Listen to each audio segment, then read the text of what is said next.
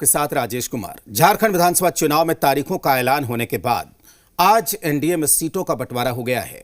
जो फॉर्मूला निकला उसके मुताबिक बीजेपी सबसे ज्यादा 68 सीटों पर चुनाव लड़ेगी, तो वहीं आजसू 10 सीटों पर अपने कैंडिडेट को उतारेगी। इसके अलावा जेडीयू को 2 सीट और चिराग पासवान की पार्टी को 1 सीट देने पर सहमति बनी।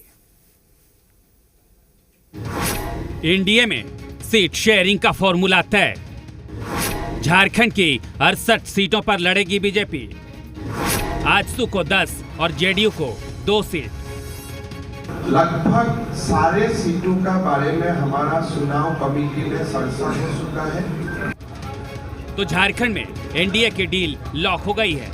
तय कर लिया गया है कि कौन किस सीट से कैंडिडेट उतारेगा। जो फॉर्मूला फिक्स हुआ है वो ये है कि झारखंड की 81 में बीजेपी 68 सीट पर चुनाव लड़ेगी। आजसू 10 सीट पर अपने कैंडिडेट को उतारेगी। 2 सीट जेडीयू के खाते में गई है, तो वहीं एलजेपीआर के खाते में 1 सीट आई है।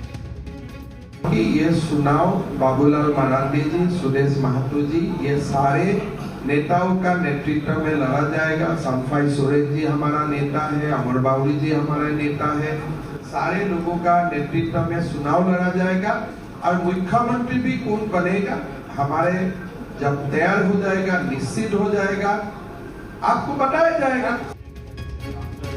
बीजेपी के बाद एनडीए में सबसे ज्यादा 10 सीटों पर आजसू के कैंडिडेट उतरेंगे।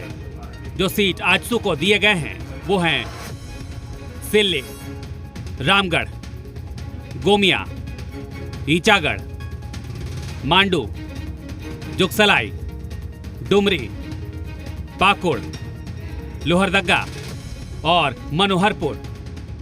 लेकिन पूरे राज्य की कमोबेश भावना यही है कि दोनों दलों को साथ में देखना चाहती है, और जब दोनों दल साथ में होते हैं तो राज्य और राज्य की जनता के अनुकूल भावना के अनुकूल परिणाम भी आते हैं। तो वहीं एनडीए में इस बार 2 और सहयोगियों का वेलकम हुआ है। जेडीयू और चिराग पासवान की एलजेपीआर का। जेडीयू को 2 सीटें दी गई हैं, जमशेदपुर पश्चिम और तमार सीट। तो वहीं एलजेपीआर को चतरा की 1 सीट मिली है। भारतीय जनता पार्टी के, आजसू के, लोजपा के जो भी कार्यकर्ता हैं सभी इससे प्रसन्न हैं, और मुझे उम्मीद है कि हम सभी मिलकर इस सीट को फतह करेंगे। तो झारखंड के चुनावी रण में एनडीए ने अपनी बिसात बिछा दी है। रण के रणवीर कौन होंगे, बस इसका ऐलान बाकी है। तो इंतजार कीजिए उन योद्धाओं के नाम का जो चुनावी रण में कमान संभालेंगे।